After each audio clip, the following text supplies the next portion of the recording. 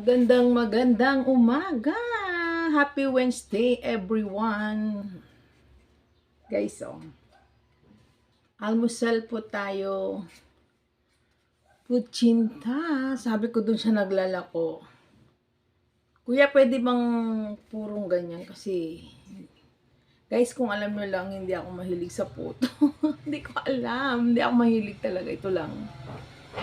Samahan natin ng mainit na gatas. Hindi na muna ako magkakape, guys, kasi sabi nung anak ko, kape pa more, kape pa more, kape pa more daw. Kasi konting kaluskos, konting sigawan lang po dito, guys. Ninenervyos na ako. Akala ko may nagpapatayan may nag-aaway na. Pala nagkukwentuhan lang, guys. Sino ba nakaka-relate ng ganun? 'Di ba? Kaya sabi sa akin, huwag ka muna magkape, ma. Kumaan, paano ka na? Salamat kasi may anak tayong nagpapalala, 'di ba?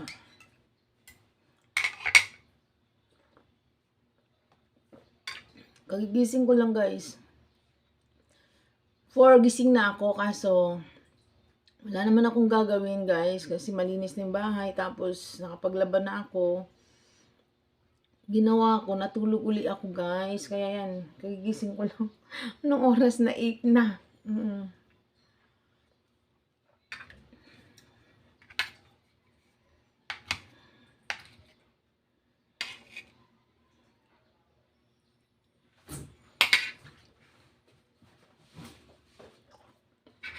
Paborito ko talaga to. Tsinta.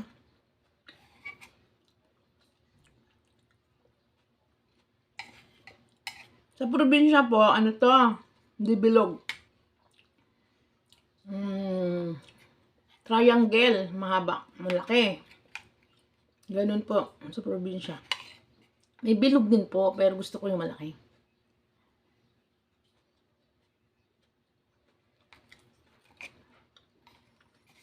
Kain po tayo, almusal po tayo, guys. With matching mainit na gatas kasi bawal muna sa akin ng kape. Nininervyos, konting sigawan, akala mo nag-aaway. Pala nagkukwentuhan lang, ano ba yan? Lalakas kasi ng boses, guys. Akala mo lalayo, lalapit lang naman. Tahimik pa po. Ganito po sa amin. Pinakamaagang gising 9. Ako lang maaga. 4. Pero natutulog ulit ako ngayon kasi sinasabi ko sa isip ko, bakit ba hindi ko na lang itulog?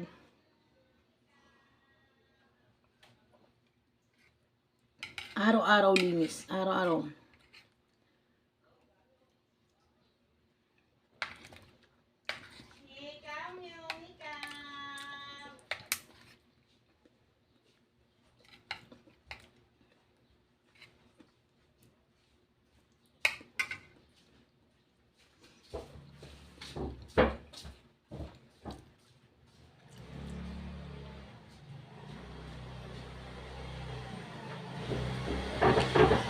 Guys, may kwento lang ako sa inyo.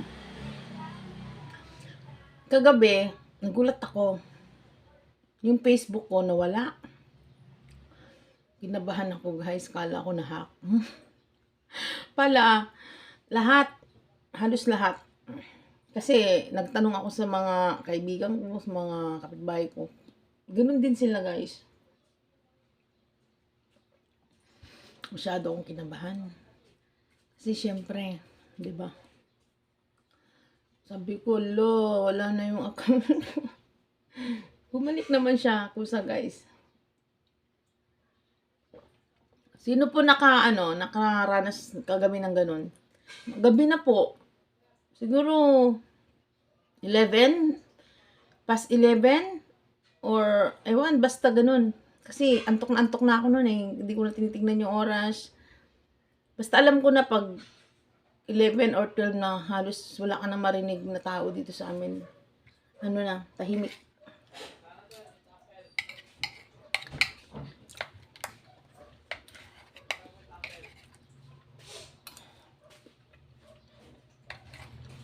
Ang sarap na utsinta nila. Sarap.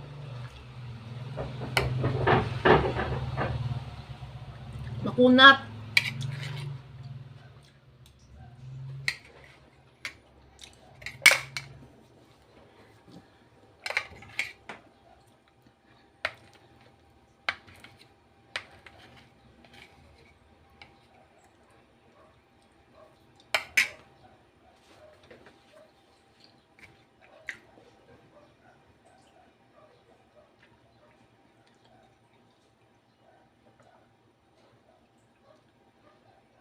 Kape po tayo.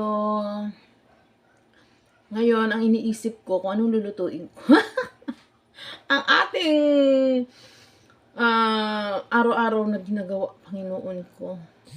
Nag-isip ng mga ulam, di ba? Kasi gusto ko, guys, yung anak ko kasing bunso. Blessing nga ako sa anak na lalaki kasi dito lang sa bahay yan, guys. Eskwela, bahay.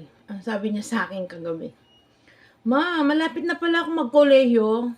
Alo, pag-isipan ko nga, sabi niya, "Huwag kang ganyan ha, ang mga ate mo, tapos ikaw, kawawa ka, ikaw pa naman bubuhay sa pamilya mo." Lagi kami nagtatalo sa ganyan mga usapan, guys, kasi close po, inaasar ako, sinasadya ako inaasar, ewan. Masyado tong batang to eh. Sabi ng mga angkan ng asawa ko, bunso, makulit, pero mabait daw. Bunso, makulit, pero mabait yan, net. Tandaan mo, bunso. Araw-araw na lang ako inaasar. Sabi ko, sige, ayaw mo mag-aral? Mag-tricycle driver katulad ng ama mo. Tingnan ko lang kung di ka umangal sa init, sa araw, sa ulan, matutuyuan ka ng pawis, sabi ko. Kung may natapos ka, naka-aircon ka. Tapos, tawag doon. Ang hawak mo lang, ballpen, papel, sa computer, sabi ko. Yan, hawak mo, nobela ng motor, sabi ko. Nasa araw-arawan ka. Sabi ko ganun. Di, natutuwa siya sa akin. Sa bagay, isa ka lang lalaking anak ng amo mo, di pamana niya lahat ang motor niya sa'yo, sabi ko. Tapos sabi niya, ayoko nga. Ako pa. Tingin mo wala akong pangarap, ma? O, di ba? Parang maaasar lang siya, di ba? Sabi ko nga, guys, napakatorpe niya kasi, sabi ko, pag ako naiinis, mabait yung... Pero pag ako naman ang kalma, ang mabait, di nagagalit, siya naman to nang iinis, nang aasar. Ano ba ito? Dalawa lang kami lagi, guys. Pag umuwi, dalawa lang kami dito. Sabi ko nga, ang kulit ng batang ito. Tapos, habang nagluluto ako, guys, pag ayaw niya ng ulam, naku, tulog ko na lang. Tulog ko na lang, ma. Bakit? Busog na ako, hindi naman pala masarap yung niluluto mo. Ganyan siya, guys, yung bunso ko. Pero pag gusto niya ang ulam, guys, niluluto ko pa lang, maya-maya yan, sinisilip yung niluluto ko. Ma, tagal mo naman, ma. Nagugutom na ako, naamoy ko na. Mausok pa lang ang ulam na. Kaya sabi ko, guys, ano ba yan? Diyos ko po, Panginoon. Batang ito ang kulit. Makulit. Pero okay lang naman kasi, sa totoo lang, siya lang anak kong makulit. Napapatawa ako. Pero yung dalawang babaeng anak ko po, seryoso sila sa buhay. Hindi sila ganyan. Seryoso sila. Kung anong tanong mo, sagot, ganun. Hindi tulad yung lalaki ko. Pinapasaya niya ako. Mahilig siya magtanong, tanong ng tanong. Kinukulit nga niya yung ama niya. Pa, ilang taon na ako pa, turuan mo na ako mag-drive. Guys, ewan ko ba, ngayon pa lang napapaginipan ko na, iniisip ko na makakatulog pa kaya ako pag nag-drive yan. Natatakot ako, nininervyos ako. Kasi syempre kabataan yan, guys eh. Naku, baka paano sila mag-drive, nasa gitna sila ng daan, natatakot po ako. Pero sabi nung ama, ba't sa akin di ka natatakot? Syempre, ilang years ko nang nagda-drive, 30 years ka nang nagbibiyahe, nagda-drive. Kumbaga, muna yung pagda-drive, alam mo na yung mga technique. Yung anak ko, pag kunyari natuto yan at biglang pumunta yan sa mga highway, sa mga edge, sa anak ko nakakatakot, sabi.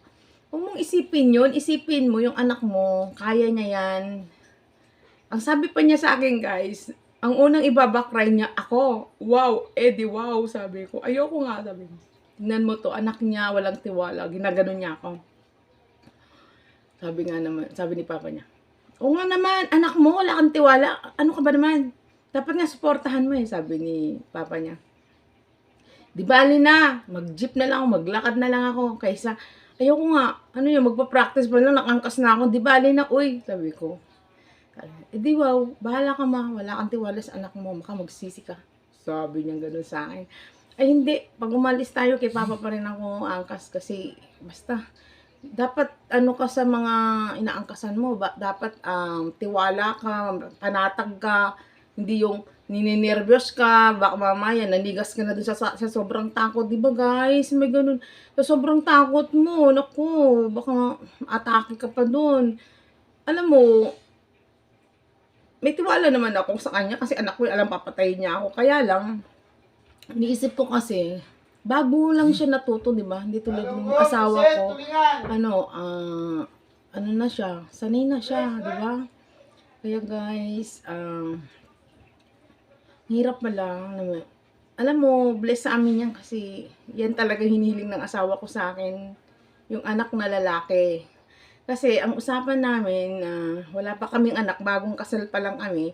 Dalawa lang ang gusto kong anak, dalawa lang. Kaso, ang sabi niya sa akin, may usapan kami, sige dalawa, kung isang babae, isang lalaki. Kaso, panganay ko babae, pangalawa ko babae. Sabi niya, anong tama na? Hanggat di tayo makakalalaki, ay Diyos ko po, Panginoon Hesukristo, sabi ko, paano kung makasampu ako, makapito ako? Mabuti na lang guys, sobrang dasal ko, pinagbigyan ko pa ng isa. Ang lalayo ng agwat guys, kasi pinag-iisipan ko pa kung manganganak ako, ganun, may plano, hindi yung anak lang ng anak, hindi ako ganun. Hanggang may may paraan gagawin ko para hindi tuloy-tuloy kasi kawawa mga bata hindi naalagaan ng gusto pag bata pa sila, di ba? Hindi na ibibigay yung gusto nila pag sunod-sunod guys. Sa totoo lang, totoo yan. Kahit tanungin nyo sa maraming anak, hindi tulad ng malayo agwat, tawag nun, maibibigay mo yung gusto nila. Yung anak ko kasi, ang agwat nila ng ate niya, nasa 6 years yung pangalawa. Tapos yung panganay siya pangalawa, magpa 5 years naman. Malalayo agwat. Kasi ayoko nga talaga guys yung kakapanganak ko pa lang, manganganak na naman ako kasi ako rin kawawa ako rin kawawa mag-alaga, 'di ba guys? Ganun. Ang anak ko po 3. Sa awa ng Diyos, malalaki na po sila. Ito na nga yung bunso na pinag-uusapan natin, high school, mag-senior high siya next year. Makulit, pero malambing, siya. Lagi niya kami pinapatawan ni papa niya, lagi niya kami inaasar ng ama niya. Kasi siya lagi yung kasama namin dito guys. Kasi yung isa kong anak na babae, may asawa na busy na sa work niya, halos minsan na lang siya magpakita dito sa bahay, sobrang abisihan, linggo lang day off niya. Tapos, Sabado, Linggo day off niya kaso, syempre yung Sabado siguro, ipahinga niya. Tapos yung Linggo yun, pakikita sila rito ng asawa niya. Tapos, yung pangalawa naman, ako po, araw-araw na yung pasok niya, Lunes hanggang Sabado. Syempre yung Linggo, alam niyo kung anong oras na nagigising dahil bumabawi. Kasi pagdating ng Lunes, ayun, bakbakan na naman po guys. Ngayon lang naman yan po naging araw-araw yung pasok niya kasi pag graduate na po kasi siya, ilang buwan na lang, tawag nun? Nung first semester, 3 days lang pasok niyan guys, alternate. Ngayon, everyday na po. Bumabawi na po sila, bakbakan na po talaga, marami na po silang ginagawa. Kung tutusin nyo, 4 months na lang, gagraduate na po pag may awa ang Diyos yung anak kong pangalawa. Sabi ko nga sa asawa ko, wow, ako para ako nananalo ng loto pag ganito sabi ko. Pag ganito may gumagraduate ang anak ko kasi, kumbaga, nakikita namin yung paghirapan namin mag-asawa. Oo, di ba? Ay, nako Lord, tigilan na natin to. Para ako'y naiiyak na naman, guys. Ewan ko, iyakin talaga ako, guys. Ibahin natin ang change the topic. O sige, ganoon na lang, guys. Sobrang tuwa ako dun sa bunso ko. Napapatawa niya ako. Ngayon po, maaga sila pumasok kasi may ano yata sila, nat ba yun? Sabi nga niya sa akin, ma, malapit na aming moving up. Sabi niya, ay di galingan mo. Gusto mo ba umakyat sa stage, ma, para sabitan ako ng medal? Kasi with honor ako. Oo, anak, wow. Sabi kong ganun. Joke lang. Sabi niya naman niya, joke lang. Ano ka ba? Nilaloko mo lagi ako. Sabi ko, guys, ganun din ba naman yung bunso nyo? Ganun ba talaga yung bunso? Kasi hindi po ako bunso, kaya hindi ko alam. Hindi rin bunso yung asawa ko. Pares po kami. Pangalawa, sabi ko, ano ba yan? Ang kulit ng bata. Sabi ko. Tapos kita niya papa niya. Pa! Anong regalo mo sa akin, pa? Sabi, ang dami ko ng regalo sa iyo ha. Umayos ka, sabi ng ama. O sige, last regalo. Turuan mo na ako mag-single ng motor, mag-drive. Kasi, pagdating ng senior high ko pa, magmumotor na ako pa, sabi niya. O sige. Ako nakakontra ako kasi ayoko nga. Ay, hindi. Antayin mo, mag-18 years old ka. 15 pa lang po siya, guys. 15 pa lang. Binilang niya. Ano ba yan? Ayoko na. Sira na yung bilhin yung motor na yan. Ayoko na. Basta pa, wag natin kasi isali si mama sa usapan pa. Usapan lalaki to, ma. Ay pa. Usapan lalaki daw, wag daw nila ako isali. Tinignan ko siya ng masama. Oh, bumili ka. Ayaw mo ipagamit. Hindi, isamin muna ni Papa. Antay namin pag 18 mo. Dapat 18 ko na lang bumili kayo para brand yung ano yan, luma na ibibigay nyo sa akin, kayo naman palang gumamit, sabi niya ganun. Kaya guys, kami pag tatlo lang kami dito, ang gulo namin tatlo, para kaming may anak na 10. Ang gulo kasi, ang kulit, pero okay lang. Thanks God, kasi yan yung wish ko sa kanya, nabigyan niya ako ng anak na lalaki. Sobrang nagbago yung asawa ko. Sobrang pinagbago siya ng asawa ko dahil nung lumabas yan, guys, nako po. Basta, iba na yung ugali ng asawa ko. Bumait. Hindi naman siya masama dati, pero lalong sumipag, lalong bumait. Kasi, nakita nga daw niya yung anak niyang lalaki. Kasi nga, dalawa nga lang gusto namin anak. Kaya lang, dalawang babae, hindi siya mapahig na wala siyang lalaki. Wala daw magaano sa kanyang apelyido.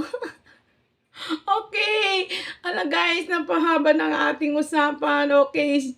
Hanggang dito na lang. Kape po tayo. See you next my video. Bye-bye.